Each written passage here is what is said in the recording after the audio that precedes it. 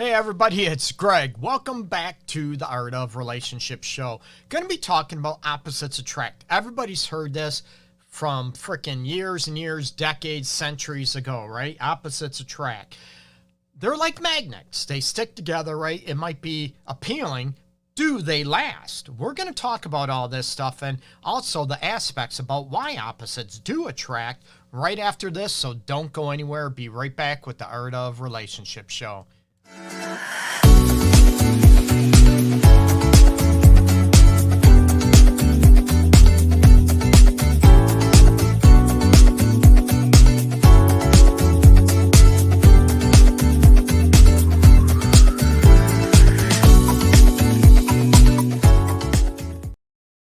Hey everybody, welcome back to the Art of Relationship show. I'm Greg, your host, as always, fully licensed professional counselor, have been for a lot of years, relationship and sex specialist here in Metro Detroit. And going to be talking about today, opposites attract. But first, remember, you can add in your comments down below, people. You can add them on Facebook, YouTube, right here on the video. On the audio, you can add comments as well, but I might not get to them as quickly.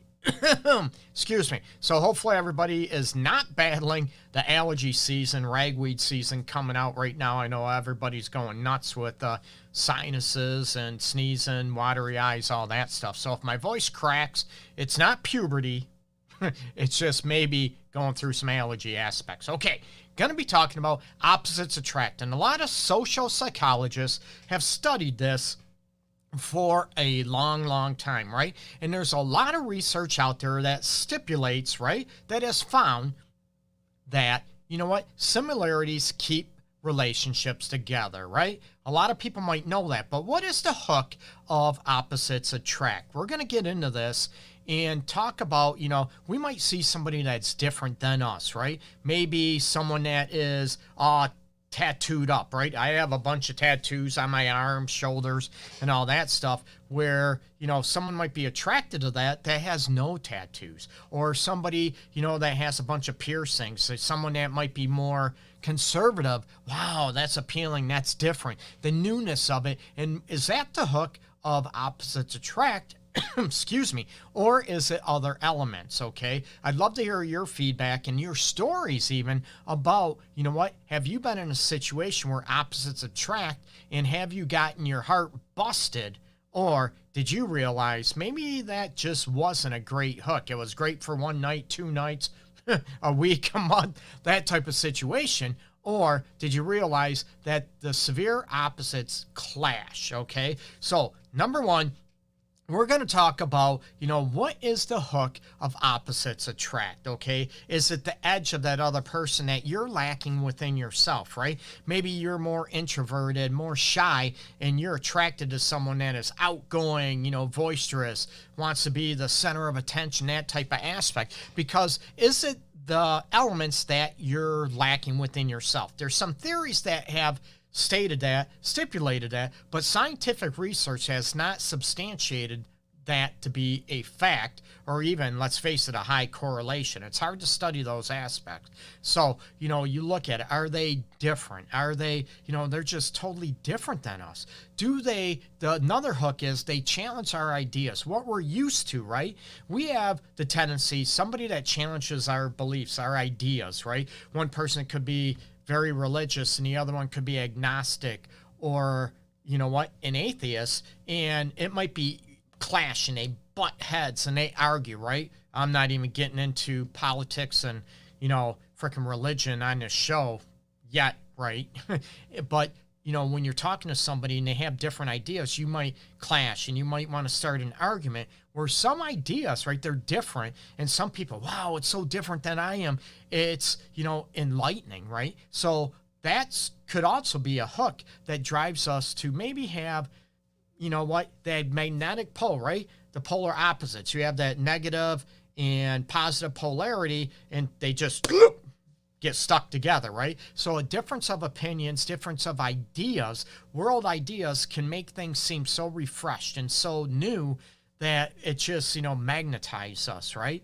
And I just mentioned about new things, right? They can introduce us to new things. Maybe, we're sort of shy or maybe afraid to try, take risk in something. And maybe someone, is different. We're introduced to, they're an acrobat, right? They like taking risks, driving fast in cars. They like jumping, ramps with bikes, dirt bikes, whatever.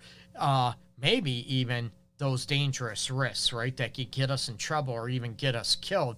Even though it could be magnetizing, it could get us in trouble, but we're sort of intrigued about that. We're intrigued by, man, someone can play a musical instrument so awesome. We could be, amazed by someone's talent, where maybe someone could sing.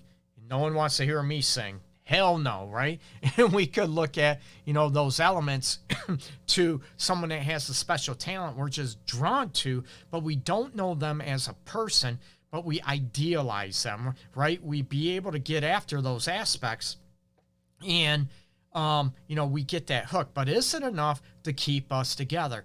Another aspect that sort of goes with, challenging our ideas and introduce us to new things, new maybe activities, that type of aspects is, a fresh outlook on the world, right? Maybe we never were very conservative and I'm not very conservative, but I'm just saying, okay, where someone might have an idea. Have you thought about this? It could be someone that is into the lifestyle swinging, where someone is a monogamous and they're like, oh my God, it's so fascinating. What is it, the hook of it? Where somebody else might be so different. Oh my God, that's disgusting. That's immoral. That's unjust. It's, just, the devil worship, that type of aspect. But you be able to look at those elements, those aspects. Now, even from the hook from a biological aspect, maybe even biological evolutionary aspect, is looking at genetics, right? And it's funny how maybe opposites attract, right? But even our gene pool, the diversity in genes tends to keep us healthy, right?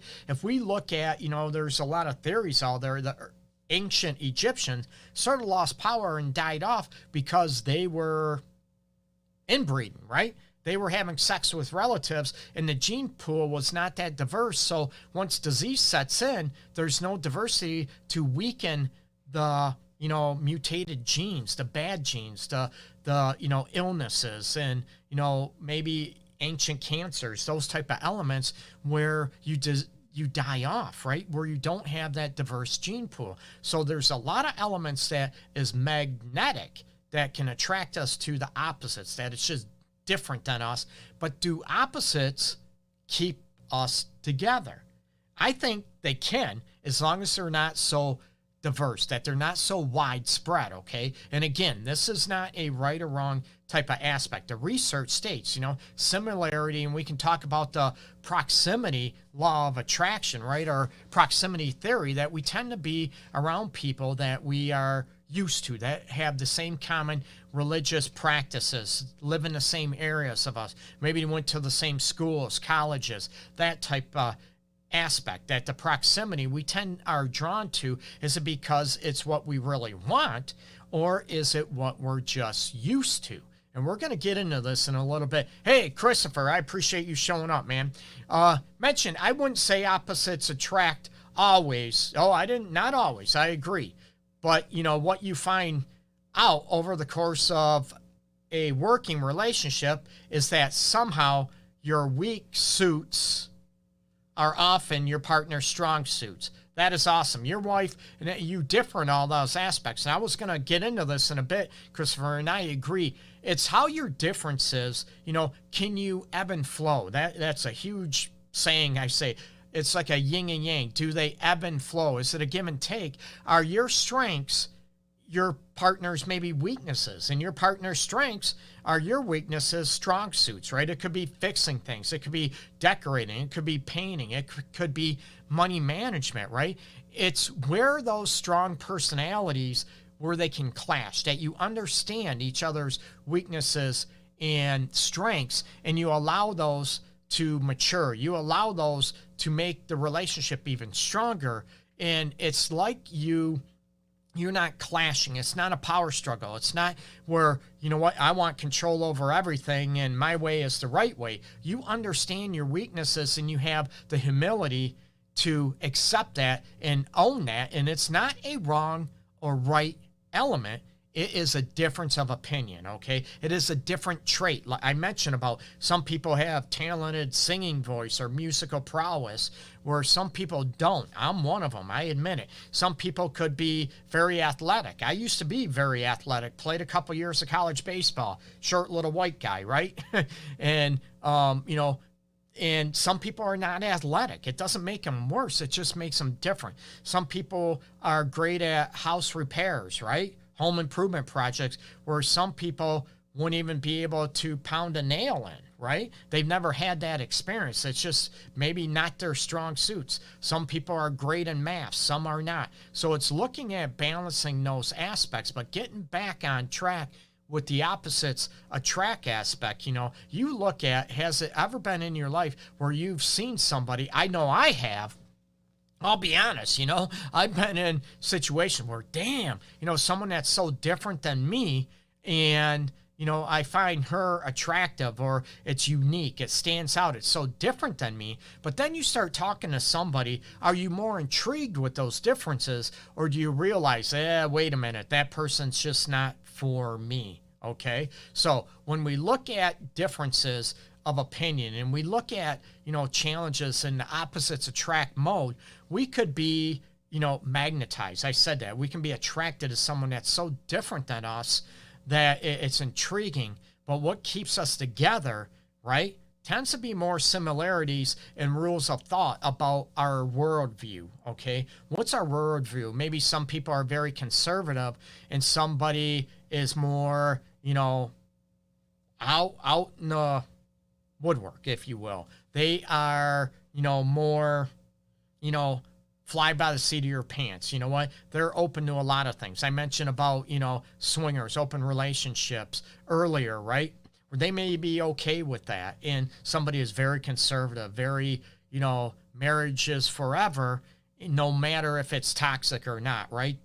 Where some people are more open and they're not so conservative and they have more open views, right? And you look at, those aspects, and is it a right or wrong, or is it just a difference of opinion in where you clash? That's where I want you to look at those aspects about, you can be drawn to those opposites. And like Christopher mentioned, in the chat, like you can chat down below as well and throw, your thoughts and insights in there about, you balance each other. It's when the opposites, you can create strength in the relationship with that. And I think a lot of, differences, but are those differences severe opposites where they clash? And that's where the worldview, right? Maybe some people are anti, LGBTQT, where, they think it's immoral.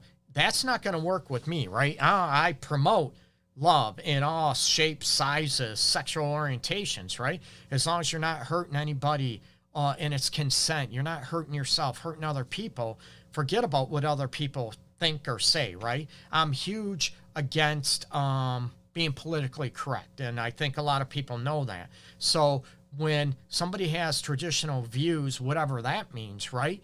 I have old-fashioned views, and it's going to clash, and it's able to look at those elements to what works best for you, what doesn't. And we can look at another aspect about opposites, right? Basic activities, right? Basic activities could be maybe one person's a night owl and the other one's a morning person, okay? Maybe one person is a couch potato, not right, not wrong, and the other one wants to go out on the night out of the town, that type of aspect. One person is very active, athletic, wants to go hiking, biking, maybe trail riding, swimming, kayaking, whatever, and the other one doesn't want to do really much of anything. Those elements are probably going to clash, okay? And let's face it, they're going to create a lot of aspects. So when you look at your worldview of aspects, your basic activities, and I talk about this one as well, opposites attract. It might be, freaky. Oh, it's so fascinating to hear about, how can I say this? Open relationship, or that's in the lifestyle, that are swingers, that are in a poly relationship. Oh, it's intriguing. I might want to try it. And then you find out, oh, wait a minute, it's not for me. Those areas can clash, okay? And hey, Elizabeth, I definitely appreciate you tuning in. Says, hi, Greg. I've been in relationships where being so different has caused resentment and anger from the other person. That's very, very true. And I find that a lot, Elizabeth. Often in my relationships, I find where, I understand the dynamics where the opposites attract, and it's the initial attraction and the hook, if you will. But in long-term, even research with Gottman, Silver, a bunch of others out there that have done relationship research, empirical evidence based, that similarities are what keeps relationships together. Now we can look at what's healthy in all those aspects. So there are a lot of resentments, and to be able to look at those differences, yeah, you don't believe what I believe. And I find a lot of people look at potential when opposites attract. Oh yeah, I can get them to start liking things I like, or start believing what I like. And it doesn't happen. And that's where that resentment and clash come in, right? Or some people might think they can change you. They can change me to start liking, one way or another, right? That might have, I respect religious beliefs, people's values and beliefs, absolutely. But I'm not going to be that religious, okay? I'm not going to start hating people that are same sex. Oh, hell no. And I'm not going to be around or associated people that view that differently. You get me? So severe differences come into play, and they can create a huge clash. And like you said, Elizabeth, about resentment, and they can come in to the area about creating a huge hostile environment in a relationship. And that's where the evidence-based research is saying that, more similarities in these areas I'm talking about tend to hold people together in long-term relationships, and you have a more healthy, more stable, more happy relationship. I'm not into people having long-term relationships, and that's the idea. You get me? Oh, I want to be married forever and ever. I would love that too, be in a relationship forever and ever, but I'll never promote people being in a toxic, unhealthy relationship or marriage. So there's that ideation where people, I'm a traditionalist, I'm marriage forever. And I'm like, I would love that too. However, right, there's a caveat that, however, if it's toxic, abusive, it's unfulfilling, you're not, being nurtured, you're not, feeling loved, appreciated, respected, desired, those type of aspects, and the way that's important to you, you're going to be miserable. And I'm not going to promote people being miserable in a relationship. It's just not, I'm not going to promote that. Another aspect about where opposites attract or whatever in longevity and healthy relationships is fundamental temperament. These aspects about how you handle things. Are one of you very explosive and you rage all the time if you don't get your way, or someone challenges your beliefs, like I talked about earlier, you challenge your beliefs and they blow up and they rage, and you're more chill, you're more even keel, you're more about talking open and about problems and talking in a mature and adult fashion, not raging, yelling, screaming. You're not criticizing each other. You're not ripping each other apart. You're not degrading one another. That's where that fundamental temperament comes into play, and to be able to look at those elements and look at, what happens in those areas, okay? So there's a difference, like a while back when Christopher said about, I mentioned the yin yang, or the ebb and flow of a relationship, and the differences where you can balance each other like a team, right? I used to pitch in high school, college, and all that stuff, right? So I'd be in deep trouble if I didn't have a catcher, right? It's that teammate, that yin and yang, where you balance each other and you make each other stronger in a relationship. It's the opposites that attract, where you are able to where you clash in those areas, right? And that's where those opposites attract. At first, they're magnetized, right? They're attractive, they're new, they're, like that shiny new toy when you're a kid, right? Then after a few days, maybe a month, whatever, you're back playing with the old Tupperware, pots and pans, that type of thing, you get bored of it, right? So you have to look at, the opposites attract. Like I said, it's cool. I'm all about getting new ideas and finding out new things and being challenged with, my own ideas, because I'm all about learning and growing and ebb and flowing. However, if you're with somebody that is not going to grow or evolve, you might become bored and stagnant. So that opposite aspect could kill a relationship and create a huge, how do I want to say, resentment building in and a huge disconnect within the relationship, right? Also, with opposites attract, you have to look at what state of mind you're in. Maybe you're in a relationship that just ended, right? That just ceased. You went through a bad breakup, marriage, and all of a sudden, I want something that's totally opposite of that. How many people have been there, right? A lot of people. I want something that's totally opposite of what I had before. But you're ignoring the good things maybe in that relationship. And all of a sudden, you do something so different that you find out, oh, it's great, it's intriguing. Man, you know what?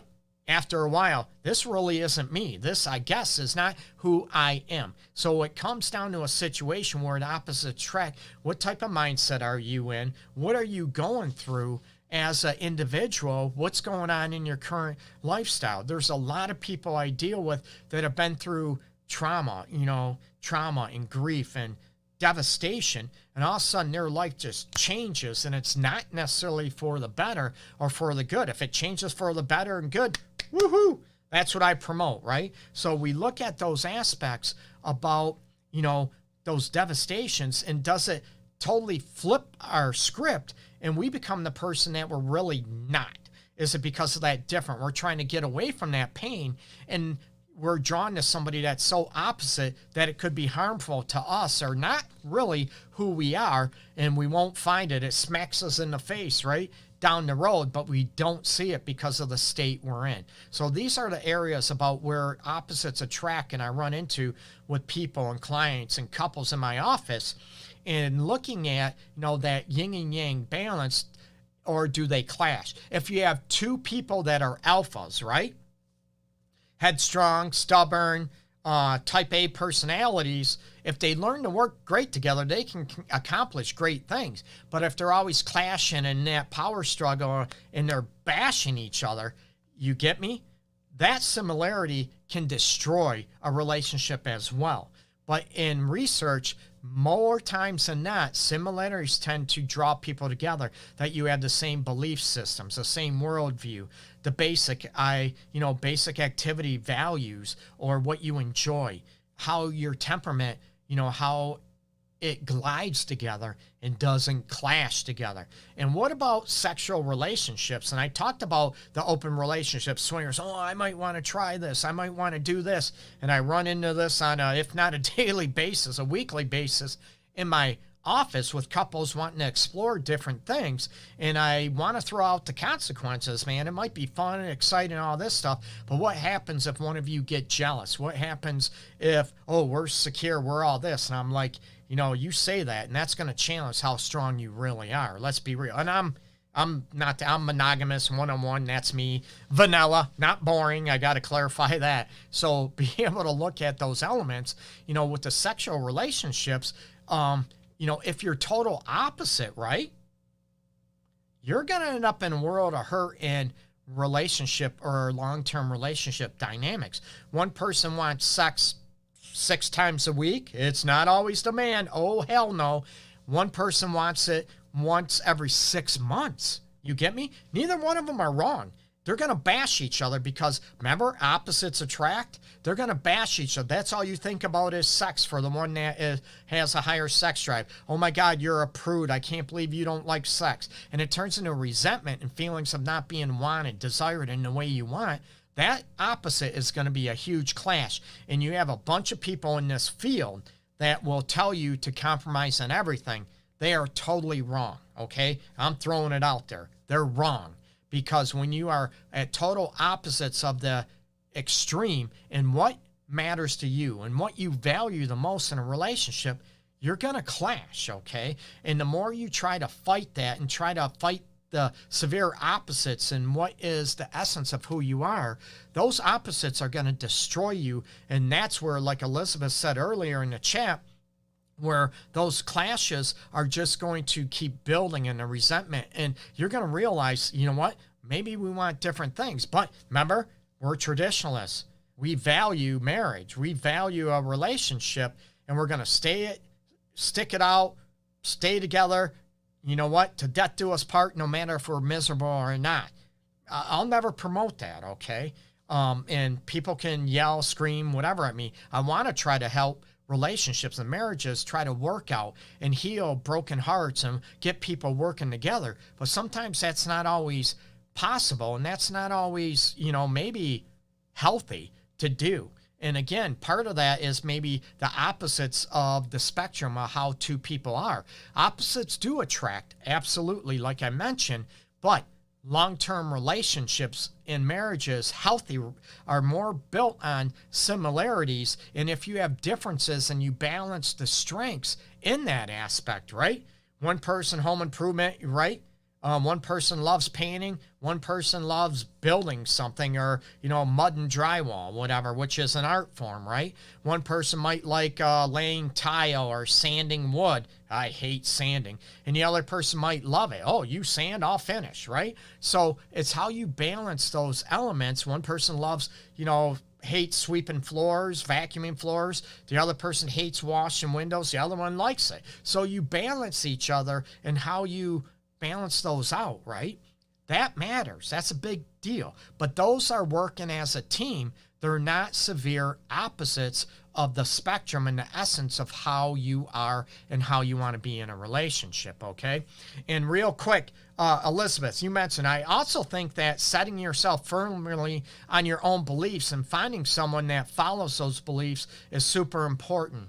Extracurricular is one thing. If the relationship is worth it, I think you should be open to trying new things. I agree, Elizabeth, big time. I agree with you very much. However, if those trying new things are against the essence of who you are and what you value and what your morals are, whatever they are, you might like it, but you also got to look at the consequences of those aspects and look at, am I going to sell myself out? Am I doing something that I really don't want to do? It's like someone, partying all night and could have a lot of fun. Then you wake up the next morning, you don't want to wake up and you're feeling like shit all day, right? From a hangover, right? It's, oh man, it was fun, driving 120 miles an hour, and man, then you got busted for reckless driving and your car insurance goes up and you're in, you might be in jail. You might lose your license, a lot of points and all this stuff, huge fines. And you're like, was it really worth it? Yeah, maybe, maybe not. And that's a very individual aspect and an individual decision, as it should be, right? Everybody has their own choices. I'm not about, I'm about, as long as it doesn't hurt somebody else and it doesn't hurt yourself. And I'm not talking about, being consensual. We're going to hurt somebody else, right? We're going to maybe break up with somebody and break their heart. It might not be our intent, but I think it's inevitable. And it comes down to when opposites attract, some people want to try to force that together when it's not in their best interest, right? So inevitably, we're going to hurt somebody, but do we hurt ourselves in a process to make somebody else happy? It's one of those situations I tell people, why would you want to be with someone that doesn't want to be with you? And why would you want to have sex with someone that don't want to have sex with you? Logically, it sounds great, but when you love somebody and you want to be with somebody and they don't want those things back with you, it's not easy. And that's one of those things you talk about where those opposites attract. Someone wants you, you don't want them, right? You want somebody, they don't want you. So what do? Do you try to force it together? Or do you realize you're just different and you want different things that are opposite, that you just don't jibe? So that's where we want to get to, a healthier spot in the self-love and self-respect spectrum, okay? Check out my website, theartofrelationships.org. You can check out the the Art of Relationship show live every Wednesday, 12 noon Eastern time, right here on Facebook, also on YouTube. The audio-only version is all over the place. iHeart, Spotify, SoundCloud, iTunes, Apple, Google Music. It's all over. So check it out. I appreciate your support, and I'm all about helping everybody have the relationship that they've always craved. Nothing's perfect, but that they crave. And also the relationship where you like and love yourself, okay? Peace and love to everybody out there. Take care.